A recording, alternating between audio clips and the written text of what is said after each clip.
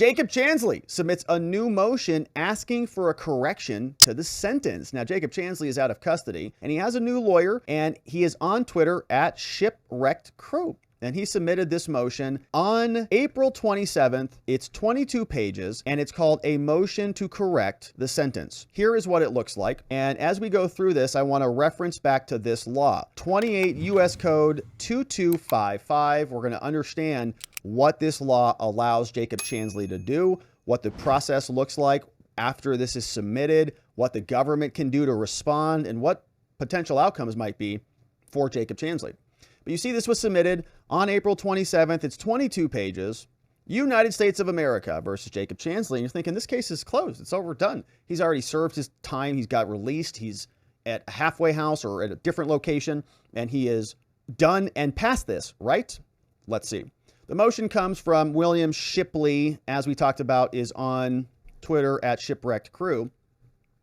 And he writes, comes now the defendant, Jacob Chansley, through counsel, and respectfully moves this court to vacate, set aside, or correct his sentence. Here's the background. On March 6, Fox News host Tucker Carlson broadcast on his national cable news program taken of Jacob Chansley on January 6. It was captured by CCTV cameras and shown Jacob Chansley through various corridors and hallways inside the Capitol. The CCTV videos show that he encountered numerous officers of the Capitol Police over a long period of time, and he was even escorted by one of those officers as he made his way around the Capitol. The CCTV videos show one instance where an officer attempted to open a door for Chansley, only to find out it was locked. Another video showed an officer opening a door and following him inside onto the floor of the Senate. At no point in any of the videos shown by Fox News did the Capitol Police officers that Chansley encountered take Chansley into custody.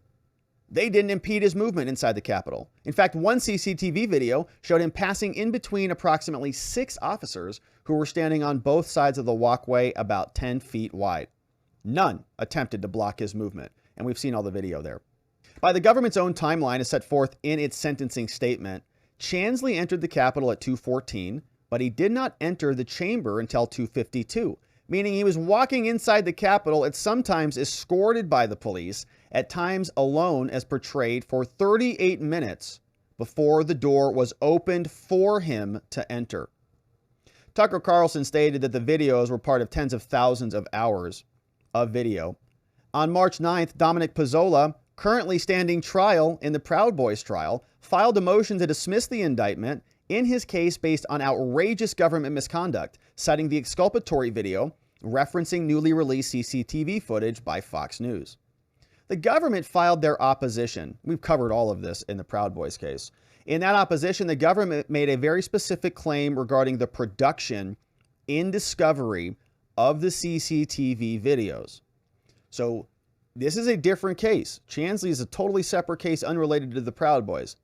Pizzola says, we needed that footage. In our defense, the government didn't give us the same footage that we saw on Tucker's show for Chansley's case, and therefore they violated our constitutional rights to get exculpatory footage. The government responded to the Proud Boys, but Chansley's lawyer is using their response. Let's see how he does it. The government responded. They said the footage in question comes from the Capitol Video Surveillance System, commonly referred to as CCTV.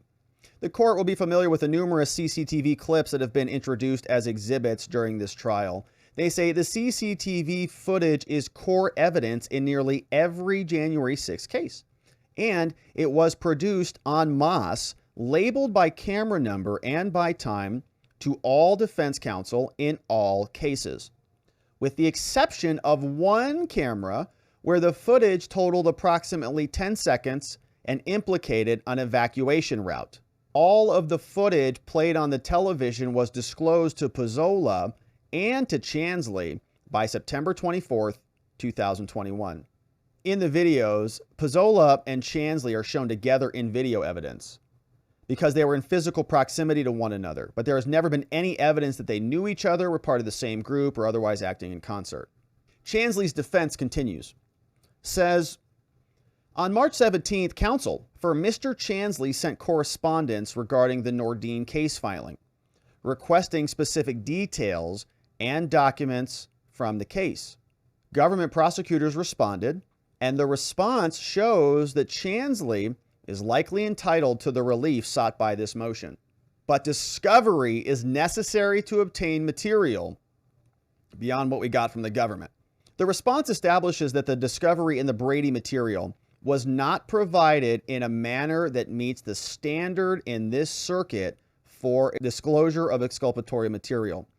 And further, government's response includes representations that conflict with claims made to this court in other filings. All right. So we see here the government responded to Dominic Pizzola, and Chansley's lawyer, he's reading this and he's saying, what? Disclose here and disclose here? That doesn't sound right. You're saying in that case you did a thing, but in this case you did another thing.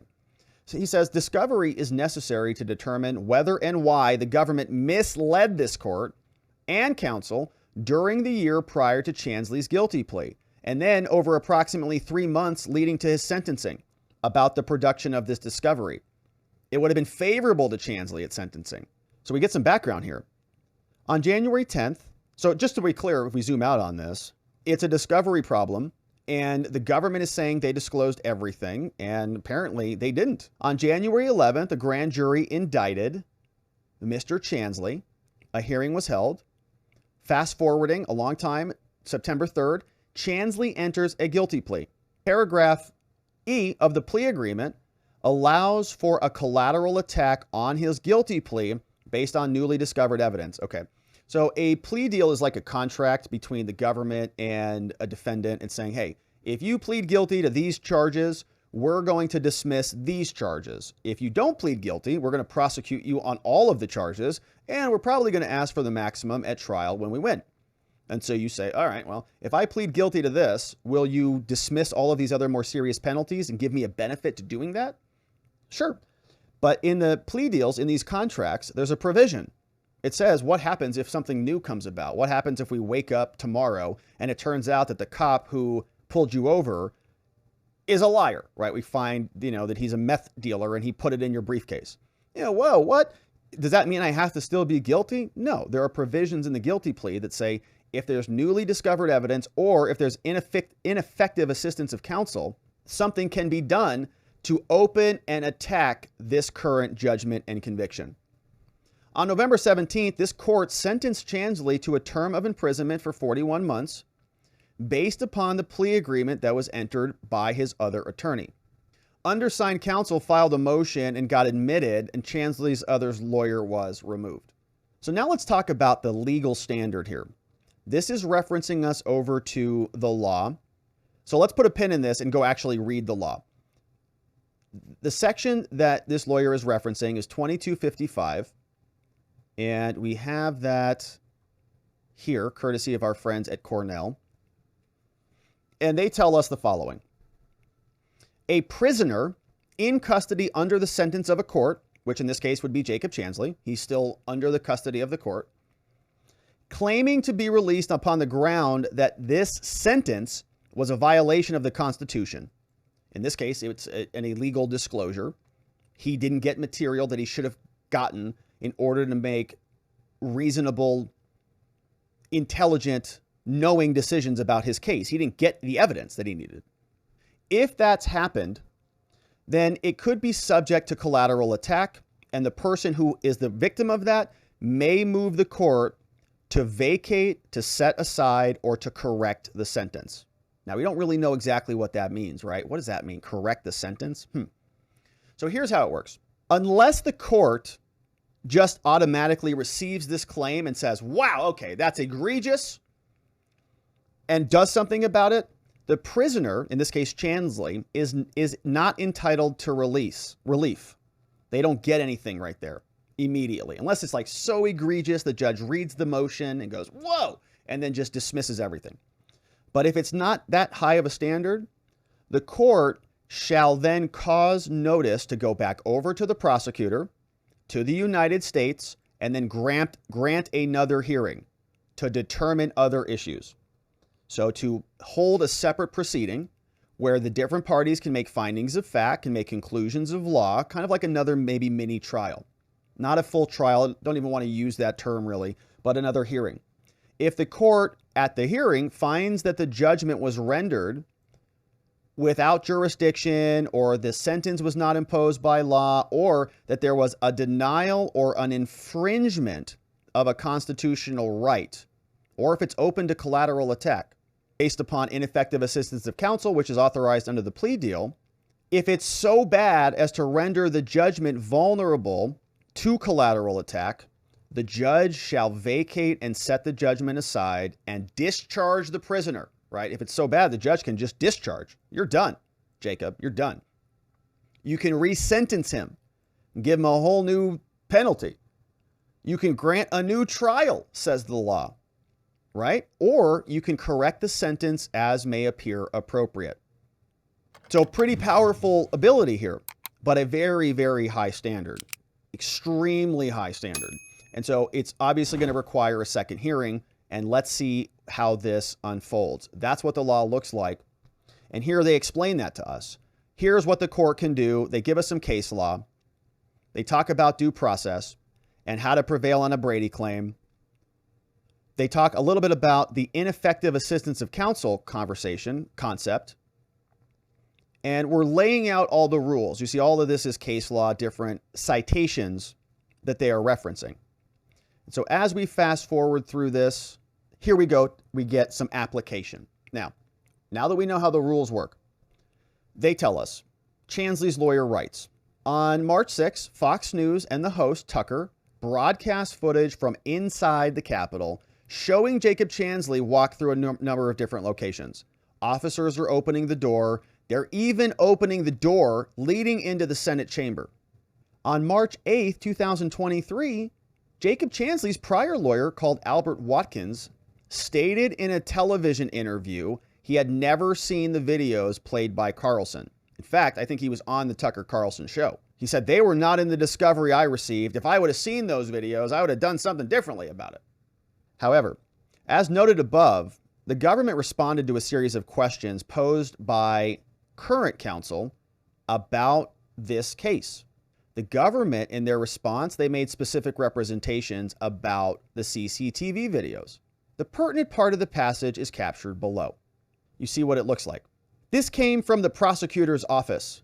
Says global disclosures at this juncture were made through evidence.com, as noted in attached global discovery letters. The following cameras were uploaded to the defense instance of evidence.com on the following dates. So this is the portion of Tucker Carlson clips that was aired on March 6th. And they say specifically, defense team, you guys got this stuff. And it came from this camera, 0102, 0204, 0962, and so on. The approximate time that it captures the footage from J6, those are all listed here. The date the evidence was uploaded for review, many of those October. Only the last one, this one's late, February 21st, 2023. Global discovery volume, different listings there. So we see what it looks like. They're saying, hey, and it's like a receipt, right? Here's what you got. You pick up your documents. It's all listed in this. It's an index. Chansley's lawyer continues, saying the government claimed that all videos broadcast on Fox, except one clip of 10 seconds, were produced on evidence in global discovery 26 days before the sentencing hearing. Meaning the government says, we gave you everything 26 days before. But that claim is irreconcilable with what happened in the Proud Boys case just weeks earlier, in the case where the government claimed that Chansley had the videos on September 24th. So which one is it? Both representations cannot be correct. And it is quite likely that both are false. They say they gave it over on two separate dates. Between May 20th and October 25th, the government filed one letter and 4 status memoranda in this case regarding the government's ongoing efforts to comply with its rules under Brady. The memoranda was a 12-page memo containing detailed information about the efforts being undertaken by the government 7 months after Chansley's arrest to create a process for delivering discovery. We read through this here. Regarding the production of video evidence, the government stated, We are implementing and continuing. So let me just pause. Remember that in the early days of the J6 prosecutions, there was so much video evidence and so many defendants that the government didn't know what to do with giving them disclosure. And disclosure is a huge part of any criminal case. As defense attorneys, if you are not getting evidence, there is an opportunity for good recourse there, right? You can't defend your client without the evidence. And so the defense attorneys in the J6 cases were making all sorts of noise about it, and the government responded. They said, hey, we know there's a lot. We are implementing and continuing to develop processes to ensure the material gets disclosed. We're doing the following: comparing all known identifiers against tips, parlor data, ad tech data, cell tower data. We're searching all visual media, CCV, BWC, body-worn camera, and so on, right? This is all part of their explanation to the judge. The defense lawyer says, if one thing was undeniably true about Mr. Chansley on J6, it was that his Viking helmet with long horns made him easy to identify in the crowd and track him as he moved. The memo, filed on September 17th, 2 weeks after Chansley entered his guilty plea, made the following representation about the production of Brady material. It said in another filing, the government said in another filing, of course, there may be additional types of information a defendant may consider exculpatory, but since the government does not know the defense theory in any case, it's impossible for the government to determine other types of information a defendant may believe to be material. The extent of the type of information described above may exist. It may be interspersed among the data. Given the volume of the material and because the defendants are in a better position to review it, it's our intent to give you all the data and you can search for it. So the government has so much material, they're saying we can't give you the exculpatory evidence. Exculpatory meaning it's going to show that you're innocent or lead to the conclusion that you're innocent. They say there's just tons of stuff. We're going to dump it on your front porch and you can look through it. Defense says this is an express acknowledgement that the government knew it was likely that Brady material was interspersed in the evidence, including in video evidence, and that it could not disclose the evidence in a favorable manner to comply with Brady. The government cited out-of-circuit authority in the footnote that's contrary to the standard in this court, suggesting that the obligation to uncover favorable material among voluminous discovery should rest with the defense. The question is, whose responsibility is it to go and investigate and find this exculpatory material? The government says it's the defense. The defense says, no, it's the government. You have it all. We can't rummage through everything. You've got to tell us if you've got it. You've got to disclose it to us, and that's in alignment with the Supreme Court. The status memo was represented to be an update. The same date that was cited in March 27th, they had a following update. They said the following video footage has been shared to evidence.com. Anybody who has a license can get it. 16,925 closed circuit TV CCV files. You see how they do this? Consisting of approximately 4,800 hours over 4 terabytes of footage from 515 cameras located inside the Capitol Visitor Center. Yeah, we want all of that. Can you just publish that on the internet, please? Inside the Capitol Visitor Center on the Capitol grounds, to assist the defense in locating this, we have provided 15 camera maps and the interior of the Capitol. So they just dumped it all out there. 4,800 hours, 4 terabytes. And they don't make it easy to view it. 16,925 video files? What is the math on that? How long is each video file? You know how much you're clicking? You know how often you're clicking around on that? The production as described was 4,800 hours from 515 cameras. The memo goes on to state, among the documents, we expect future productions to include the remainder, 4,204 files, which is mainly comprised of footage that is deemed highly sensitive, i.e. footage of the interior of the Capitol. Saying that as of October 21st, this status memo filed with the court states that CCTV video from inside the Capitol had not yet been produced to the defendants. it was still subject to future productions because it was deemed highly sensitive.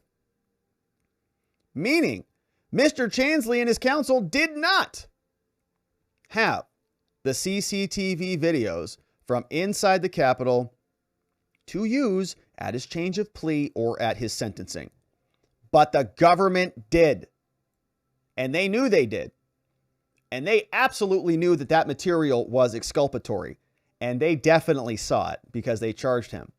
And they didn't disclose it. And it looks like they did not disclose it. This is not they just disclosed it and buried it in 16,000 files. It's they didn't disclose it at all. In its filing in the Nordine case, the government claimed that all the videos played on Fox News had been produced to the defendants, including Mr. Chansley, as of September 24th. But in its correspondence to me, the undersigned counsel, dated March 27th, the government claimed that all the videos broadcast by Fox were produced in global discovery on October 21st. But then in its status memo, dated October 25th, the government stated that only CCTV video footage from the visitor center and the Capitol grounds were produced, not the camera from inside the Capitol. So which is it? We don't think that we have it. You've said that you've given it to us in multiple different ways. So the basis for relief, they say that as noted above, the standard that exists here in this court means the government does not get to discharge its obligations under Brady by just producing global discovery that might have exculpatory evidence interspersed throughout. The government has represented to our client Chansley that the video evidence was produced no later than October 21st, but that claim appears not to be true. And so this court and the defendant, Chansley, are entitled to determine why the government has made multiple contradictory representations on this crucial issue regarding the timing of the Brady material. And the government had knowledge of this video evidence showing Chansley inside the Capitol. In fact, it used 3 segments from that video during the sentencing. They clipped out the other parts with the cops opening the doors, or with Chansley walking past a whole crew. The suppressed CCTV video is very favorable to Chansley. It would have supported a counter argument to be made at sentencing that responded to the narrative stitched together by the government. The defense counterpart would have been supported by this evidence contradicting the mischaracterizations by the government regarding any violent behavior and the failure of Chansley to follow police instructions. There were no instructions. They were walking around with him. And because this material was favorable to Chansley for purposes of sentencing, and it was suppressed by the government, Mr. Chansley's due process rights were clearly violated by the failure to produce the cameras from inside the Capitol. He continues to say that attorney Albert Watkins recommended, based on this, that Chansley accepted a plea agreement tended by the government at a time when the government was telling the court and all defense counsel that it had not yet produced evidence related to this case. The plea offer by the government required a stipulation to an 8-level enhancement under the code. Without this enhancement, the level would have been reduced down significantly, less than half of what his counsel convinced him to accept. On November 15th, the government filed a notice of sentencing. In that notice, they identified 3 CCTV camera footages from that date. The filing of the notice of intent to use the camera video should have caused attorney Watkins to request the sentencing be postponed to obtain all the video evidence. Watkins knew his client claimed to have been escorted around the Capitol. That claim is reflected by his second interview with the FBI, which was captured in an FBI 302. So Chansley, it's part of the file. So in other words, the defense attorney should have known about it, because he says that protester had already passed the police and entered the chamber before he even arrived. If Chansley's then counsel had not encouraged him to accept the plea prior to receiving the camera from inside the Capitol, the videos would have been a basis to not agree to the sentence enhancement. They would have shown Chansley was telling the truth about how he came to be inside the Senate chamber, that he committed no acts of violence, that he expressed no hostility, he had no intention to do violence to any property or any individuals. Says Attorney Watkins was ineffective, didn't get the cameras, and he was aware that the video was available because the government notified him they were going to use it at sentencing. By not securing the video and determining whether it supported Chansley's description, Watkins allowed the government to take liberties in describing his conduct without fear of the unproduced videos contradicting the government's claims. Could you imagine being these prosecutors and just snipping out that segment just to prove your claims? The following is one example of the government making use of its unilateral access to its video to favor their narrative. They said, armed with a 6-foot spear, the defendant brazenly marched past, this is what prosecutors wrote, marched past dozens of law enforcement officers with rioters throwing debris of all kinds at those who opposed them, past broken windows, through doors ringing with alarm bells. The defendant was among the first of 30 rioters to penetrate the Capitol building. He was waltzing around in there. They were opening the door for him. It's very dishonest. It's just dishonest is what it is. I understand being an advocate, an effective advocate and all this stuff, but they turned this man into something that he was not. The defendant then stalked the hallowed halls of the building, riling up other members of the mob, screaming obscenities about our nation's lawmakers. Ridiculous. Attorney Watkins was also ineffective by recommending that Chansley enter into an agreement to plead guilty to the most serious offense charged, agreeing to sentencing enhancements and waiving his appeal rights, all while there were still pending evidence in the case. But for Attorney Watkins' ineffective assistance, Chansley would not have entered into a guilty plea with stipulations and waivers demanded in the government's offer. An effective and competent defense attorney would have advised Chansley he could plead guilty to all the charges in the indictment without any plea agreement, preserved his rights to argue against the sentencing enhancements, and later appeal on an appropriate basis. So they're looking for further inquiry. He says that there is additional discovery that is needed. We want the opportunity to conduct discovery into these matters. 1, why did the government give inconsistent explanations 3 weeks apart as to when the CCTV videos that were played on Fox had been produced? And why were both explanations incorrect? Did the government and their production in global discovery, did it produce favorable video, satisfactory to satisfy the standard in this court? Why did the government falsely state that it produced evidence when it didn't? What decision-making process led the government to use the video footage from inside the Capitol during the sentencing? Were individual prosecutors on Chansley's case, or were any DOJ officials supervising this case? Love this question. Who else was involved in this? Were there discussions and deliberations within the DOJ about a plea deal? How high did that go?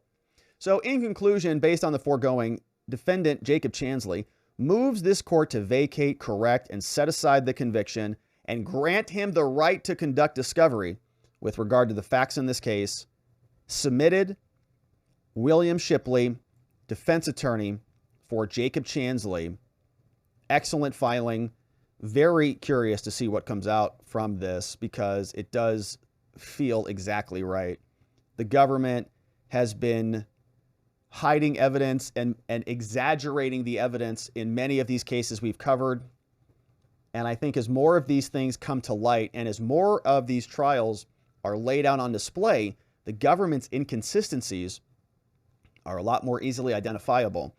So we'll see what the judge does about this. Of course, we'll continue to follow. Thank you for subscribing wherever it is you're watching this, and we'll look forward to seeing you on the next one.